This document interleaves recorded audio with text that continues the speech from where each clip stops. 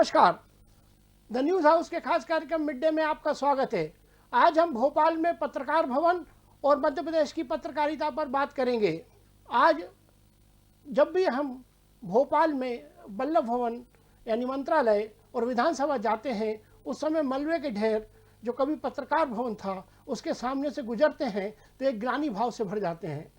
हमारी इस सज्जनता के नतीजों के कारण ये ग्लानि भाव कभी सबको आता है, आपको भी आता होगा। इसी सज्जनता के कारण जिन्हें कभी कलम उठाना नहीं आया वे पत्रकार बन बैठे। पत्रकारिता के नाम पर सारे कलंकित काम किए और हम सज्जनता के नाम पर चुप रहे। लेकिन अब और चुप रहना ऐसे लोगों की जमात को, जो कलम वीरों से कई गुनी बड़ी, समृद्ध और राजनीतिक संप्रभुओं से अभय प्राप्त है, का मूक समर्थन होगा। इस समय सज्जनता नाक कान में पहने जाने वाले उस आभूषण की तरह हो गई है जो आपको नकटे बूचे जैसे उपमान दिलाएगी।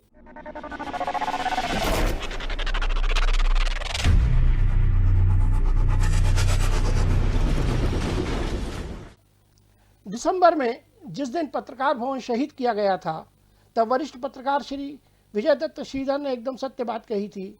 अगर परहेज नहीं बरता होता तो पत्रकार भवन के साथ ये गुनाह नहीं होता। ऐसे ही चुप्पी हमने अपनी साख के साथ बरती, जिसके परिणाम स्वरूप कोई कंपोजिटर, भगोड़ा हुंडीबाज, कोई गुटखा मालिक, कोई सटोरिया और इससे आगे भी डैश डैश डैश आपकी जमात में आकर कॉलर खड़ी कर कर आपके आगे पत्रकार वार्ता में मुख्यमंत्री से मुखातिब होने लगे। इसी परहेज के कारण पत्रकारिता के कई नामों की तपस्या नेपथ्य में आ गई। मध्य प्रदेश की पत्रकारिता को जिन दधीचियों ने हवन में अपने खून पसीने की आहुति दी, उनमें से कई की अब स्मृति शेष हैं। जो मौजूद हैं वह इस फिजा में घर में रहना ही बेहतर समझते हैं। पत्रकारिता में उनके अवदान की इस दुर्दशा पर क्षोभ व्यक्त करने के लिए भी शब्द नहीं हैं। उन्हें प्रणाम। स्मृति शेष स्वर्गीय श्री धन्नालाल शाह, स्वर्गीय नितिन मेहता, स्वर्गीय त्रिभुवन यादव, स्वर्गीय प्रेम बाबू श्रीवास्तव, स्वर्गीय इश्तियाक आरिफ, श्री वी.डी. लेले, स्वर्गीय सूर्यनारायण शर्मा, श्री वी.टी. जोशी, स्वर्गीय यशवंत रगरे के संपर्क स्वेद पत्रकार भवन के मलबे में दबे हैं।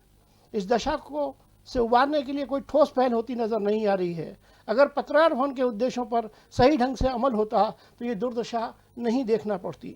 इतिहास जब कभी भी राणा प्रताप के संघर्ष को याद करता है तो भामाशाह बरबस याद आते हैं, और जब पत्रकार भवन के सामने से गुजरते हैं तो दूसरे शाह धन्नालाल याद आते हैं, जिनका योगदान इस भवन के लिए भामाशाह से भी अधिक रहा है। भामाशाह ने तो अपनी तिजोरी का मुंह राणा प्रताप के लिए खोला था। शाह साहब ने तो कई दिनों तक भोजन बाद में किया, पहले पत्रकार भवन के लिए 5 लोगों से चंदा लिया।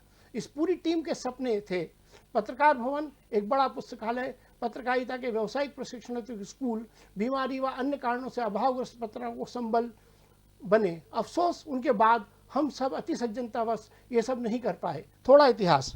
सन 1969 में वर्किंग जर्नलिस्ट यूनियन भोपाल और national union journalist of India नाम की पत्रकारों की प्रतिष्ठित यूनियन थी।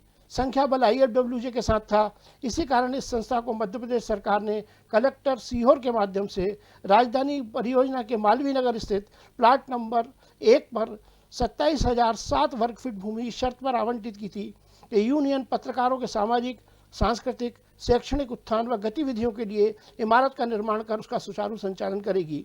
उस समय मुख्यमंत्री पंडित श्यामाचरण शुक्ल थे। फिर कई मुख्यमंत्री आए और चले गए, हमारी बिरादरी को खांचों में बांटते गए। उस काल में दिल्ली में सक्रिय IFWJ विभिन्न प्रांतों में पत्रकार संगठनों को संबद्धता दे रहा था। इसके अध्यक्ष उस समय स्वर्गीय रामाराव थे। IFWJ ने वर्किंग जर्नलिस्ट यूनियन भोपाल को संबद्धता दी थी।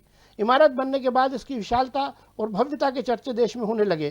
तभी किसी की नज़र लग गई और भोपाल की पत्रकारिता का मरकज़ परहेज का बायस हो गया। कालांतर में श्रमजीवी पत्रकार टूटने लगा और अब मौजूदा कई टुकड़ों को जोड़ने के बाद वैसी शक्ल बनाना नामुमकिन है। वैसे इस कहानी में और भी पेचों खम है, उन्हें छोड़िए। आगे क्या हो यह महत्वपूर्ण है। सारी कहानी किस्से में जनसंपर्क विभाग की भूमिका महत्वपूर्ण थी, है और रहेगी।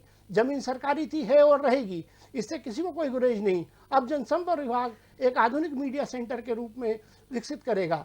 सरकार के उद्देश्य पर कोई संदेह नहीं, पर सरकार का आश्वासन प्रभावमान बना रहे और संस्था की साख लौटे, और इसके साथ कोशिश हो सच्चे कलम वीरों की साख और धाक की वापसी की।